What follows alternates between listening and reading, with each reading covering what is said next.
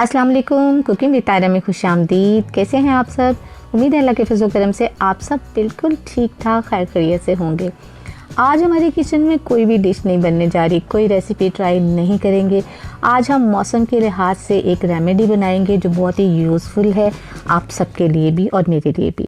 आपको पता है सर्दियों का मौसम जब शुरू हो जाता है तो हमारे जिस्म में मॉइस्चर कम हो जाता है, स्किन ड्राई होना शुरू हो जाती है और ख़ास तौर पर जो सबसे ज़्यादा अफेक्टेड एरिया होता है वो हमारे पाँव की एड़ियाँ होती हैं, हमारी हील जिसमें क्रैक्स आ जाते हैं और बहुत ज़्यादा बुरी भी लगती हैं। और जब हमें किसी फंक्शन में जाना होता है तो अपनी मर्ज़ी के ना तो हम शूज़ पहन सकते हैं ना ही इंजॉय कर सकते हैं।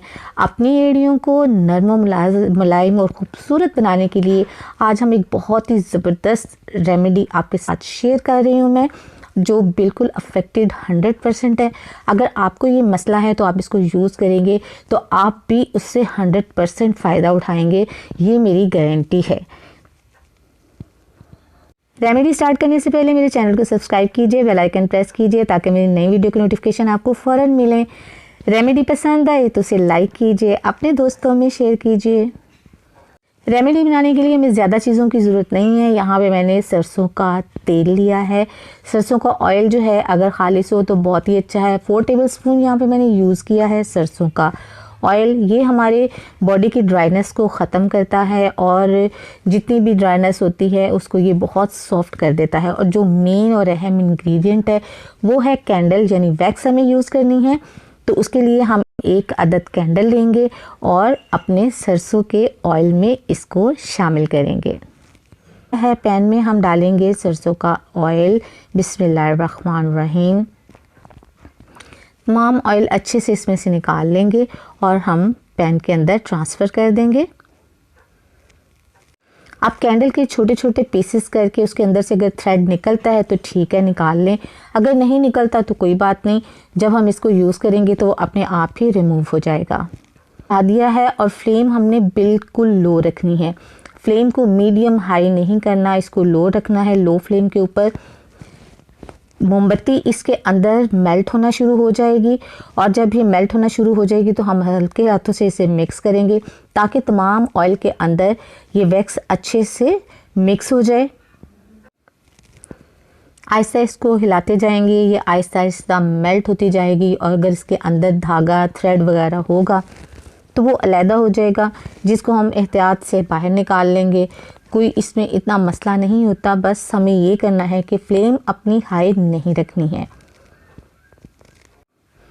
तो देखिए कैंडल सारी इसके अंदर मेल्ट हो गई है, ये देखिए। और अभी जो थ्रेड इसके अंदर से निकले हैं इसको हम एहतियात से बाहर निकाल लेंगे और फिर इसको थोड़ा सा ठंडा करेंगे। ज़्यादा ठंडा करेंगे तो ये दोबारा से फ्रीज़ हो जाएगी, जम जाएगी, क्योंकि सर्दियों के मौसम में आपको पता है वैक्स वैसे ही बहुत जल्दी जम जाती है। तो इसको हमने थोड़ा सा बस ठंडा करना है और फिर इसको या तो आप किसी बाउल में निकाल लें या आप किसी बॉटल में निकाल लें। ये देखिए रेडी हो गया है हमारा मिक्सचर। थोड़ा सा ठंडा हो गया है अमेज़ा, तो अब हम इसको बाउल में निकालेंगे। बिस्मिल्लाहिर्रहमानिर्रहीम।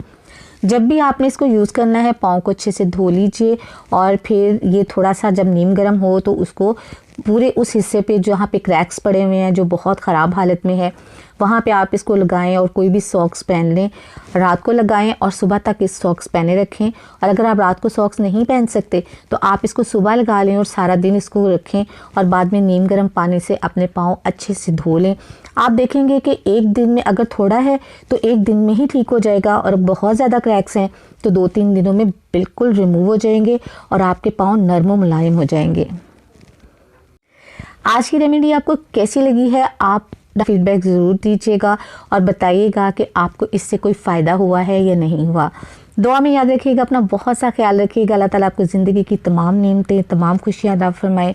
आपकी ज़िंदगी में कोई दुख, कोई गम, कोई परेशानी कभी भी ना आए। आमीन सुम आमीन। नेक्स्ट वीडियो तक के लिए तायरा को इजाज़त दीजिए। अल्लाह हाफिज़।